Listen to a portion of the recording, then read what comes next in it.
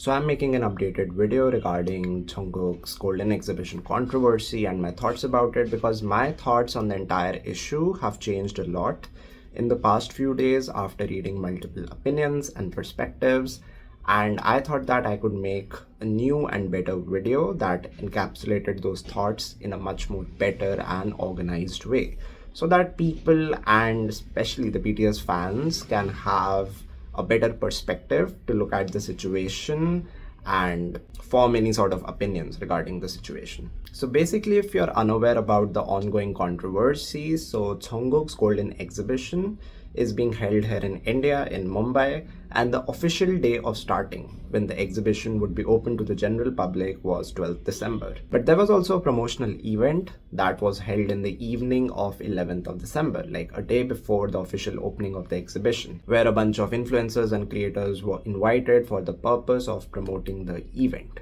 Now, the problem arose when these influencers who had attended the event started posting clips from the exhibition.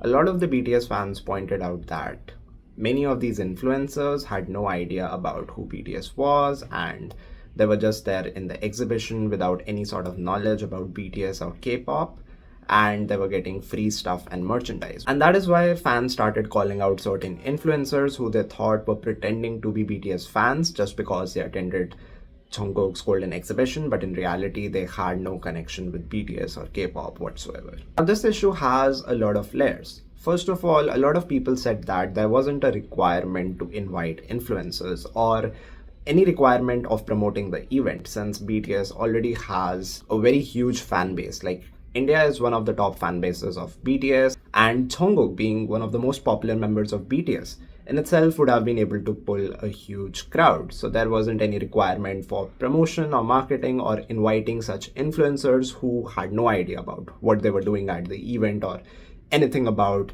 Jungkook or his journey as a solo artist. Now, this statement is both right and wrong. The wrong part is that regardless of whoever an artist is, promotion and marketing is a very important aspect of increasing their visibility and promoting their events, because things work differently on ground in comparison to social media. On social media, it is much easier to start campaigns for things to go viral to increase visibility, but when you have to convert that into a turnout that shows up physically for events and promotions and stuff, it is a different thing. That is why companies have marketing departments. That is why companies invest in marketing and promotion of their artists. The correct part about the statement was that the marketing agencies could have chosen better influencers to invite.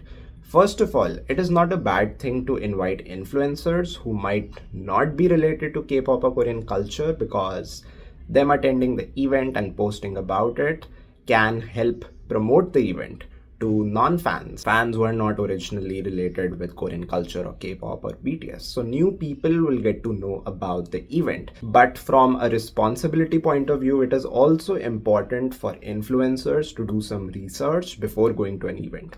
It is understandable that you might not know who BTS is or what is K-pop or anything about Korean culture, but when you're being invited to an event, it is the bare minimum that you do some research so that you just don't go there uninformed and unaware about what the event is about, who even is Jungkook or who is BTS, and like that is embarrassing. That is not a good look on you as an influencer also, because you are being invited there because you hold some power, you hold some influence over your audience, over the people. So that is a responsibility that comes along with that power. So educating yourself about an event that you're getting to attend for free is the bare minimum. Apart from that, marketing agencies could have done better in finding influencers who are more in touch with the background of BTS and Jungkook, or have more knowledge about K-pop or Korean culture in general.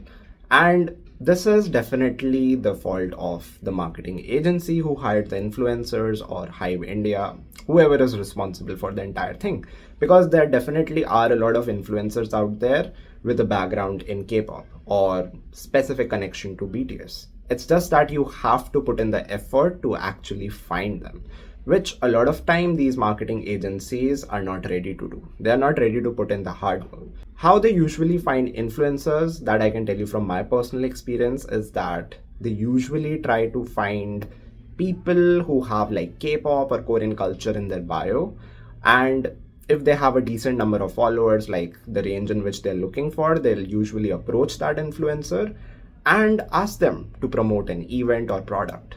There is no further research done upon their background, upon their knowledge, upon their involvement with Korean culture or K-pop or whatever, what sort of content they post, or how the influencer will integrate the product or whatever they're trying to pitch to the influencer for promotional purposes. So there is definitely a lack of research from the side of marketing agencies here in India when we're talking about Korean culture related events or products or K-pop, like all those things. This is something that definitely needs to be improved because you need to choose the right people. There was also this issue of certain influencers pretending to be BTS fans after they were questioned on their exhibition reels, and then them pretending to follow BTS members and appearing to be a fan. Now, for issues like these, this is something that will vary from one influencer to another, and it really is the responsibility of an influencer to be transparent and authentic about who they are. Now, it is not wrong to not be a fan of BTS and attend a BTS event, because you could be exploring new things. You could be curious about them. And there is nothing wrong in telling to the fans that, I'm not a fan of BTS or K-pop in general, but I was invited to the event for the promotional purpose and I know a little bit about them. And I don't think the fans would take offense in that case when you're being authentic. But if you're being inauthentic and disguising yourself to be someone that you're not, then you're just digging your own grave. Apart from that, there were also certain issues like influencers getting different privileges. Like the influencers were allowed to take videos during the promotional night, whereas the fans were not allowed to take videos but only click pictures when the general public was allowed to attend the exhibition. Now that is obvious discrimination. And this is an issue that should be reported to HYBE India because they are the ones responsible for setting the rules. A lot of people also complained that certain influencers were interfering with the experience of the general fans because they wanted to get their pictures clicked or their videos filmed. And again, that is unfair. That is something that deserves to be criticized. And some other people also pointed out that the merchandise that were given for free to the influencers who were invited for the promotional night created a shortage in the official merchandise that was available for the general public who attended the exhibition. Now, I'm not sure if that's true, but if it is true, again, this is a problem that needs to be directly addressed to HYBE India. I feel like it is justifiable to criticize influencers for certain issues like not being aware about the exhibition, what it is about, or not knowing about who Jungkook is or BTS is, or their behavior issues who are interfering with the experience of the general fans.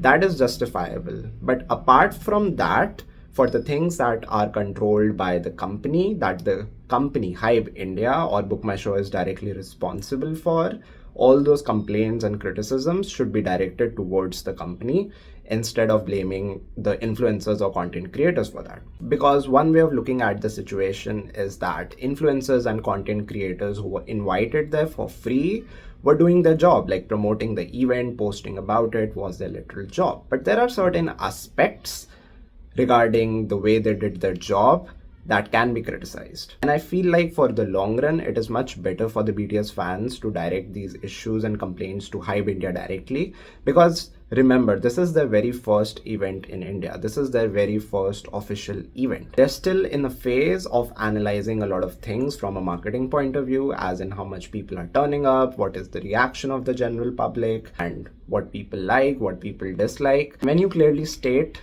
the things that you clearly disliked about the exhibition, like any aspect of it, they should listen to it and make further improvements in the future. Because we know that since HYBE has an official office here in India, there will be more official BTS events and even official events from other groups. And such sort of issues are likely to arise again if these are not addressed towards the company directly, or any sort of accountability is not demanded from the company directly. Now, one of the other major issues that the fans had were the influencers getting free merchandise at the exhibition, which the general public, if they wanted to buy it, had to spend money in order to get it. Many fans had an issue with this thing, mainly by stating the reason that a lot of these influencers who did not know who BTS was or who Jungkook was wouldn't actually appreciate this merchandise, and it wouldn't hold any sort of meaning to them. Because for the fans who hold a deep emotional connection to BTS and Jungkook, getting that merchandise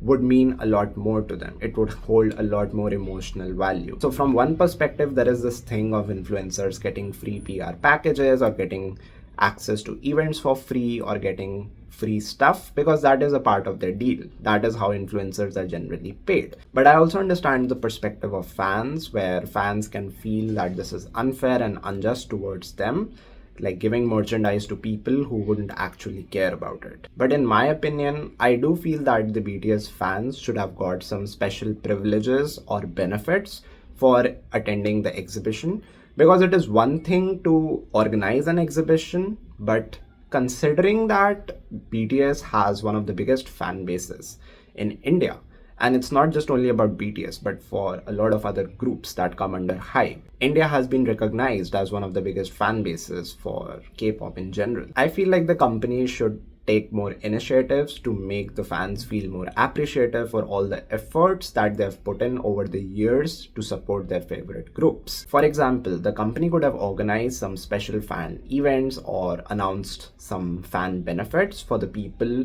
who were physically attending the exhibition, and also for the fans who couldn't attend the exhibition but could support it in any sort of way. I know that the fans would really appreciate it if they got merchandise from the exhibition, and it's not that difficult to ship merchandise from one part of the India to another, considering now that HYBE has local presence in India.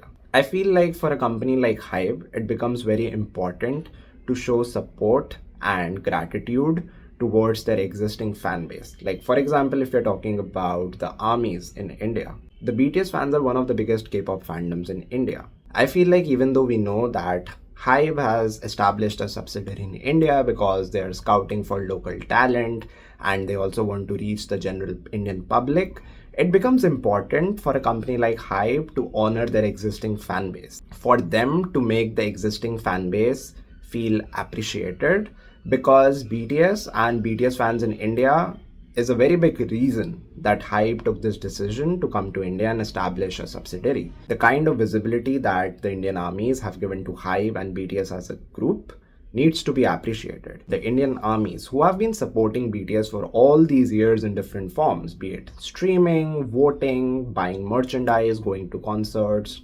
conducting fan events, like literally any way, that needs to be reciprocated by the company. That is the only way the fans will feel appreciated and will keep on putting in these efforts. That is why I feel like HYBE can do a lot more in the future to reward the loyalty of their Indian fan base. So that's all for this video. I feel like this video does a much better job at summarizing all my thoughts regarding this issue and also explaining all the new perspectives that I gained during these few days while interacting with different fans and understanding their perspectives.